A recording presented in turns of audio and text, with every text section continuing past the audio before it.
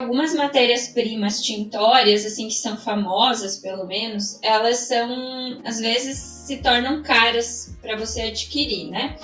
E por que isso acontece? Geralmente porque são plantas de fora ou, né, de fora do país ou de fora do teu estado, são muito distantes, enfim, da tua região, da onde tu te encontra, ou pelo menos a extração é feita em outro local, né? Quem domina aí o conhecimento da extração pode estar fora do teu contexto. Então, em geral, essas matérias-primas, elas acabam se tornando bem onerosas e isso se reflete no tingimento natural, que por si só já é uma técnica que agrega muito valor às peças, tá? Então, a gente tem aí já meio que consolidada a ideia de que o tingimento natural é algo mais de valor agregado, né? Algo que custa caro e que não é tão acessível para uma faixa de renda, digamos assim, né? Para uma camada social, ou ele só é acessível a partir de uma camada social. E isso é triste até, né? Porque às vezes as próprias pessoas que fazem não têm condições de comprar uma peça assim de uma marca, por exemplo, porque as peças acabam saindo bem caras mesmo. A ideia aqui, é claro, não é falar hoje de preço, o valor das peças, até porque a gente vai ter uma live falando isso. Mas, além disso, assim, pensando em meio ambiente, né, em sustentabilidade ambiental, quando a gente pensa em geral nesse tema, a gente procura trazer a cadeia, o máximo possível da cadeia, das partes dela, enfim, para o local. Porque a gente acaba trabalhando com uma economia mais justa, melhor remunerada. É claro que isso não é uma regra geral, né? Mas a tendência é que se valorize mais a mão de obra local quando você traz para o local. E também pela pegada ambiental. Quanto mais próximo, menos recurso para transportar essa matéria-prima em geral. Então a gente tem aí vários fatores, né? Quanto mais longe de você, mais caro vai custar uma matéria-prima. Quanto mais longe, mais difícil é você conhecer a cadeia que está produzindo aquele produto, ou seja, para ter certeza se é uma economia justa, enfim, então isso também importa pensando em sustentabilidade, aí não ambiental, mas na questão social da sustentabilidade. Então, quanto mais longe, mais difícil fica você saber como está sendo, né, essa mão de obra, como ela está sendo remunerada, se é uma cadeia justa, enfim. E quanto mais longe de você, mais recurso você vai despender para trazer aquela matéria-prima. Então, eu coloco aqui 3 pontos do porquê é importante pensar local e investigar o local. Agora, falando da matéria-prima especificamente. Como eu sempre trago aqui, os corantes, em geral, eles estão dentro de categorias, pensando em plantas, tá? Eu sempre trago tingimento natural pensando em corantes vegetais, corantes botânicos, tá? Então, esqueçam outras fontes de corantes aí que vocês possam conhecer, pensando em vegetais, tá? Que são as fontes mais abundantes, mais acessíveis dos corantes naturais. Como todos os corantes, eles estão, independente da planta ou da espécie, eles estão distribuídos dentro de algumas poucas categorias, tá? Que estão presentes em diversas espécies de plantas, tá? Então, pensando num contexto global, assim, de biomas, de ecossistemas, tá? Em geral, essas categorias de substâncias, elas fazem parte das plantas superiores ou algumas delas de todas as plantas, tá? Depois eu adentro de uma forma um pouco mais aprofundada nisso. Mas cada região, cada ecossistema tem as suas próprias espécies que evoluíram dentro daquele contexto geográfico, tá? Então, vocês imaginem que no globo todo, né, cada local tem ali seu ecossistema que evoluiu, as espécies que evoluíram naquele clima, naquela condição de solo, de temperatura, de altitude, enfim, tudo isso influencia, de luminosidade, né? Então, a latitude onde essas plantas se desenvolveram determina uma faixa específica de luminosidade que se reflete no próprio comportamento dessas plantas, tá? Isso determina quando elas vão florescer, quanto elas vão florescer, se vão florescer, tá? Agora pensem assim, embora cada local geográfico tenha suas espécies que evoluíram nesses locais, Por outro lado, essas mesmas espécies, em algum momento, elas se originaram de antepassados comuns. Então, mesmo tendo essas espécies se diferenciado em algum momento, elas têm antepassados comuns. E para além disso, elas têm substâncias em comum dentro dessas categorias que eu falei. Daqui a pouquinho vai ser mais fácil entender, quando eu começar a dar exemplo. Então, vou dar o primeiro exemplo. Pau-brasil, tá? Pau-brasil é uma árvore, né? Nossa nativa, enfim, famosa aí pela extração do corante vermelho, tá? A espécie é Caesalpinia equinata. Há uns 4 anos atrás ela foi renomeada para Pau-brasilia equinata. Mas é importante gravar o nomezinho Caesalpinia equinata para entender a correlação. Antes da chegada dos europeus e ao início da exploração do nosso pau-brasil, já era comercializada uma madeira que se extraía o corante a partir dela, que era a Caesalpinia sapã, o pau-brasil asiático, ou seja, uma espécie do mesmo gênero da nossa, que também produz o corante, tá? Que é asiática, ou seja, em locais geográficos praticamente opostos no globo, tá? Primeira coisa, então, 2 espécies diferentes do mesmo gênero que produzem o mesmo corante. Então, já era largamente comercializado esse corante na Rota das Índias antes da chegada dos portugueses aqui.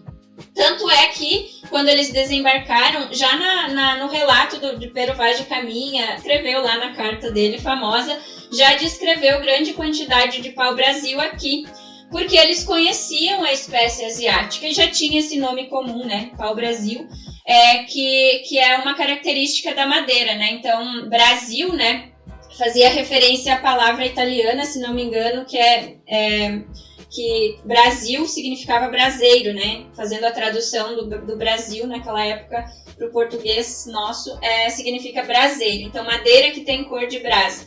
Então, é uma espécie muito parecida, do mesmo gênero, que tem o mesmo corante. Esse corante, por sua vez, é um tanino condensado, que é uma molécula que é um complexo tanino-antocianina, tá? As antocianinas são um grupo de moléculas do metabolismo secundário das plantas que estão largamente presentes em plantas superiores. O que são plantas superiores? São todas as plantas que produzem flores, que têm mecanismos mais refinados de reprodução, que são as flores, no caso. Então, as antocianinas estão muito presentes em pétalas para atrair insetos, em frutas também para atrair consumidores, mas também em algumas outras partes das plantas para conferir proteção contra a radiação UV. Curiosamente, em algumas madeiras elas estão presentes na forma de taninos condensados. Então, são mecanismos muito refinados que as plantas dispõem para se defender, para atração de insetos, para polinização e melhorar a sua reprodução. Então, assim como nas frutas, também para melhorar a disseminação das sementes, né? Quanto mais consumidores essa fruta atrair pelas cores intensas, odores agradáveis, mais essas sementes serão disseminadas e mais chances essa planta tem de se reproduzir, enfim.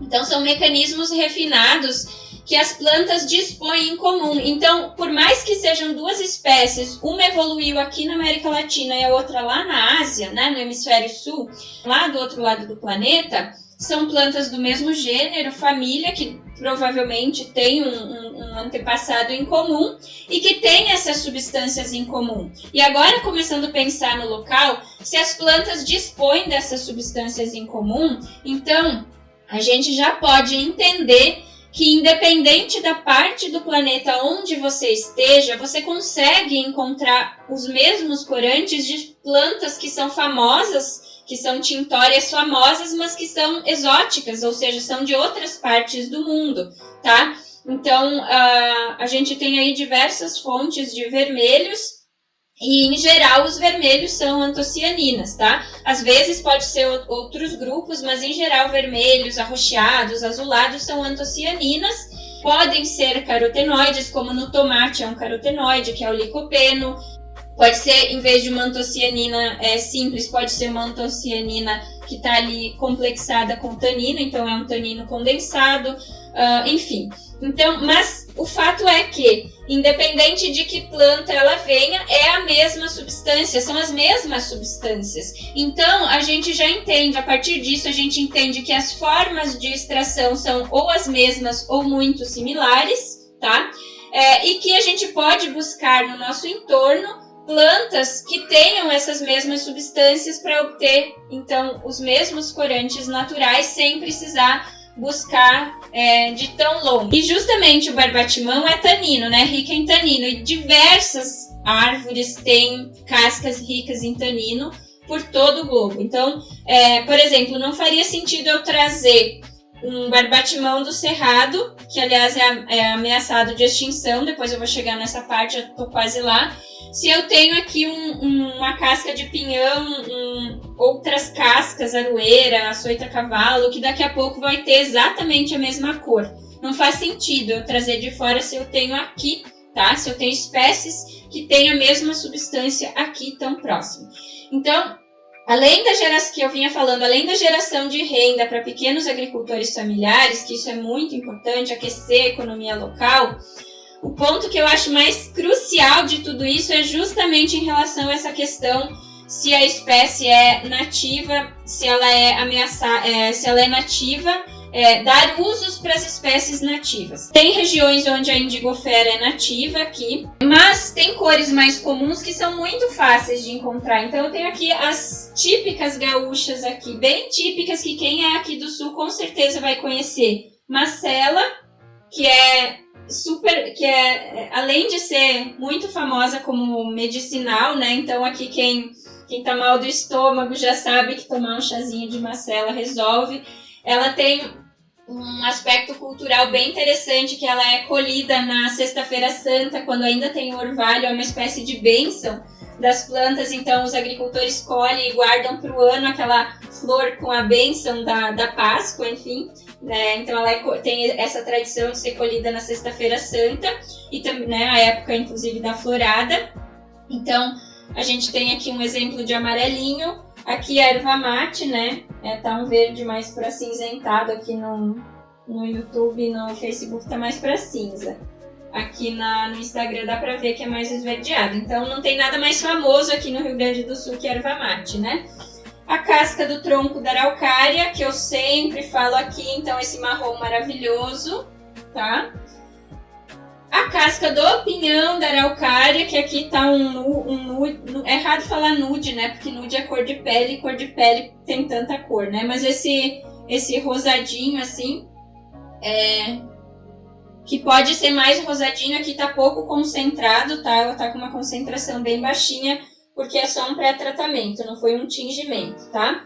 Aqui no YouTube tá um pouquinho melhor de ver. Aqui eu tenho uma que já tá bem desbotadinha, mas é de uma planta chamada São João, que é nativa dos campos de Vacaria, tá? Ela tá super desbotada porque foi a frutinha que tingiu e fruta. Quem me acompanha aqui sabe que fruta é antocianina pura.